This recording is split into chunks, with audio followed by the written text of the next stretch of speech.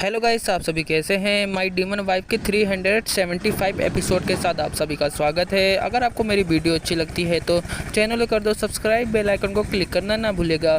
हम सब ने पिछले एपिसोड में देखा था कि इजाबेला और जियांग को पता चल जाता है कि रीजेंट अपने सैनिक के साथ डीमन कासल पर हमला करने के लिए आ रहा है। इसी के साथ एपिसोड को शुरू करते हैं। हमें एपिसोड के शुरू में रीजेंट के सैनिक का सीन दिखलाया जाता है। हमें दिखलाया जाता है कि लाखों की आबादी में रीजेंट की सेना डीमन कासल पर हमला करने के लिए जा रहे होते हैं। हमें रीजेंट की सेना के अंदर एक आदमी का सीन दिखलाया जाता है, वह घोड़े पर चढ़ा हुआ होता है। हमें दूसरे सीन में दूसरे आदमी का सीन दिखलाया जाता है, वह कहता है कि वह समय आ गया, हमें डीमन कासल पर हमला करने जाना है। उसके बाद हमें सातों का सीन दिखलाया जाता है। सातों रीजेंट के आगे आगे चल रहा होता है। हमें रीजेंट का सीन दिखलाया जाता है, रीजेंट कुर्सी पर बैठा होता है। हमें रीजेंट के पास का सीन दिखलाया जाता है। हमें दिखलाया जाता है कि रीजेंट सो रहा होता है। हमें दूसरे सीन में दिखलाया जाता है कि रीजेंट अपनी आंख खोल के अपनी सेना को देखता है। दूसरे सीन में रीजेंट की सेना के अंदर दिखलाया जाता है कि बारिक बूसी से कहता है कि मैंने सुना है कि मानव जाति के अंदर जो महिला रहती है उससे ज़्यादा सुंदर डीमन कासल की महिला होती है। बारिक की ये सभी बातें सुनने के बाद हमें बूसी का सीन दिखलाया जाता है। बूसी क्रीपी स्माइल देते हुए कहता है कि मुझे कभी भी उम्मीद नहीं थी कि इजाबेला दानव देव की रानी हो सकती है। मुझे इजाबेला को ढूंढकर मुझे अपना बदला लेना है, क्योंकि आज तक मेरा हाथ उसके द्वारा दिए गए घाव के कारण मेरा हाथ अभी तक दर्द कर रहा है। उसी यह सभी बातें कहने के बाद अपना हाथ पकड़ लेता है। बारिक अपने भाई को ऐसा करता हुआ देखकर कहता है कि भाई चिंता मत करो, मैं अपने पिता से भीख मांगूंगा इजाबेला को, वह तुम्हें सौंप दे मारने के लिए। हमें दूसरे सीन में दिखलाया जाता है कि रीजेंट की सेना के ऊपर एमरी दानव पक्षी के ऊपर बैठी होती है। हमें पक्षी का सीन दिखलाया जाता है। हमें दिखलाया जाता है कि पक्षी के ऊपर दानव और एमरी बैठी होती है। दानव एमरी से कहता है कि रीजेंट की सेना के अंदर सभी ड्रैगन रेजिमेंट भी शामिल है।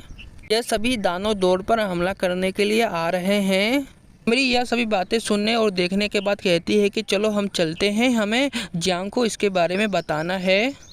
हमें दूसरे सीन में पहाड़ का सीन दिखलाया जाता है। हमें दिखलाया जाता है कि जियांग वहीं पर खड़ा हुआ होता है। हमें इजाबेला का सीन दिखलाया जाता है। इजाबेला जियांग से कहती है कि जियांग हमारी सेना तैयार है रीजेंट से लड़ने के लिए।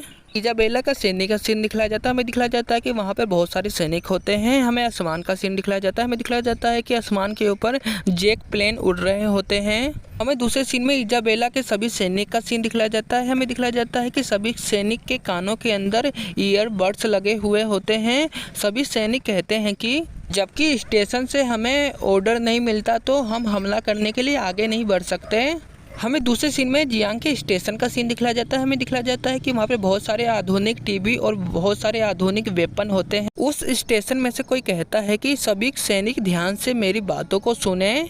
हमें स्टेशन के अंदर का सीन दिखलाया जाता है। हमें दिखलाया जाता है कि वहाँ पर डीमन लड़की सभी से कांटेक्ट करते हुए माइक में कहती है कि रीजेंट के सभी सैनिक डीमन कासल से कुछ ही दूरी पर हैं, कभी भी समय लड़ाई करने के लिए आप सभी तैयार रहें। सभी बातें सुनने के बाद हमें जियांग का सीन दिखलाया जाता है। जियांग अपनी मुट्ठी बांधते हुए कहता है कि जीतने के लिए तैयार रहें।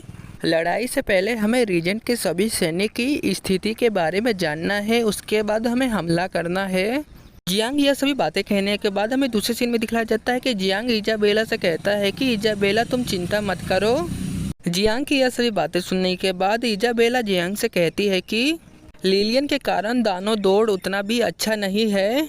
अगर मैं पहले की तरह होती तो मैं युद्ध को ऐसे ही जीत जाती, लेकिन मैं आज आप पर भरोसा कर सकती हूँ जियांग और इजाबेला की यह सभी बातें सुनने के बाद हमें एली का सीन दिखलाया जाता है। एली जियांग और इजाबेला से कहता है कि चिंता मत करो जियांग और इजाबेला, हम मानव जाति सेना से जीत जाएंगे। यह सभी बातें सुनने के बाद डार्क उल्लू एली की तरफ देखते हुए कहता है कि अभी मानव लड़का क्या यह भी इंसान नहीं है क्या।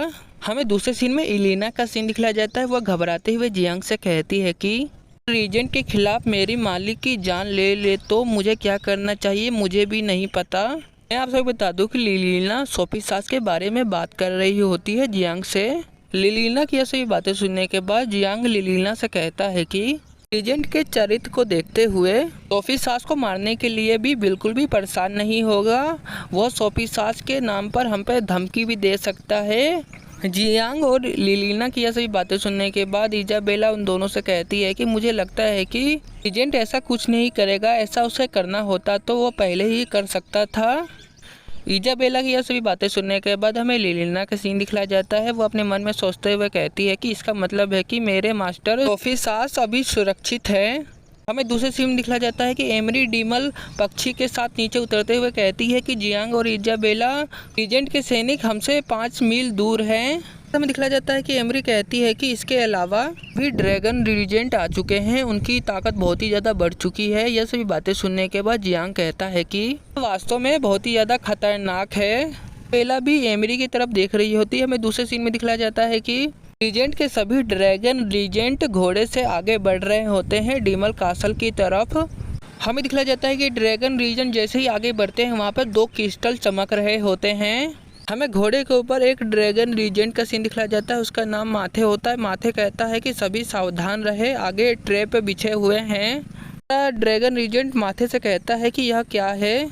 दूसरे सीन में दिखलाया जाता है कि वह क्रिस्टल एक टीवी के आकार का बन जाता है। हमें दिखलाया जाता है कि उसमें से जियांग सभी सैनिक से कहता है कि आप सभी रुकिए। जियांग सभी सैनिक से कहता है कि आपके सामने दानव दौड़ का इलाका है, यदि आप इसके करीब आते हैं तो दानव जाति के खिलाफ एक युद्ध की घोषणा मानी जाएगी। जियांग की यह सभी बातें सुनने के बाद हमें सातो का सीन दिखलाया जाता है। सातो के बगल रीजेंट का एक सैनिक होता है। वह चिल्लाते हुए कहता है कि वह जियांग नहीं है ना, वह बहुत ही जल्दी विकसित हो चुका है, उसके पास 2 सींग है। हमें दिखलाया जाता है कि जियांग उस टेलीविजन स्क्रीन से सभी से कहता है कि युद्ध करना जीवन के लिए हानि है।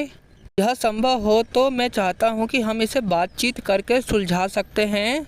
जियांग की यह सभी बातें सुनने के बाद एक ड्रैगन रीजेंट कहता है कि यहाँ पर क्या चल रहा है। हमें दिखलाया जाता है कि सातो जियांग को जवाब देते हुए कहता है कि बातचीत करने में क्या रखा है, हमारे सैनिक तुम्हारे डीमल कासल के पीछे से आ रहे हैं। तो जियांग से कहता है कि हम युद्ध करने जा रहे हैं। यह सभी बातें सुनने के बाद जियांग कहता है कि मैं तुमसे अच्छी तरह से बात करने की कोई भी ज़रूरत नहीं है। हमें दिखलाया जाता है कि जियांग वहाँ से जाते जाते कहता है कि हम अपने डीमल कासल के पीछे वाले कबीले को सुरक्षित करने की पूरी कोशिश करेंगे। हमें दिखलाया जाता है कि जियांग अपने टेलीपोर्टेशन टेलीविज़न को बंद कर देता है। ये सभी चीज़ों को देखने के बाद रीजेंट के सभी सैनिक उसी को देख रहे होते हैं। उसी में दिखलाया जाता है कि रीजेंट के सभी सैनिक ऊपर देख के चौंक जाते हैं। वहाँ पर कोई कहता है कि ऊपर देखें, वह क्या है, उसकी हमें जाँच पड़ताल करनी चाहिए। हमें दिखलाया जाता है कि जियांग ने मिसाइल से लैस एयरक्राफ्ट को उनकी तरफ भेज दिया होता है हमले करने के लिए। हमें दिखलाया जाता है कि रीजेंट के सभी ड्रैगन रीजेंट समझ नहीं पाते कि ऊपर क्या उड़ रहा है। वहाँ पे एक ड्रैगन रीजेंट कहता है कि देखो ऊपर मछली उड़ रही है। और आप सभी को पता होगा कि जियांग ने मिसाइल से लैस एयरक्राफ्ट को उनकी तरफ हमला करने के लिए भेजा हुआ होता है। इसी के साथ ये एपिसोड यहीं खत्म हो। और मैं आप सभी बता दूं कि अगला एपिसोड बहुत ही ज़्यादा अच्छा होने वाला है, क्योंकि जियांग ने बहुत सारे एयरक्राफ्ट को भेजा हुआ होता है उन पर हमला करने के लिए। अगर आपको ये वीडियो अच्छी लगी है तो चैनल को कर दो सब्सक्राइब, बेल आइकन को क्लिक करना ना भूलिएगा। जैसे ही अगला एपिसोड जैसे ही रिलीज होता है मैं जल्दी से जल्दी एक्सप्लेन करके अपलोड कर दूंगा, इसलिए चैनल को कर देना सब्सक्राइब।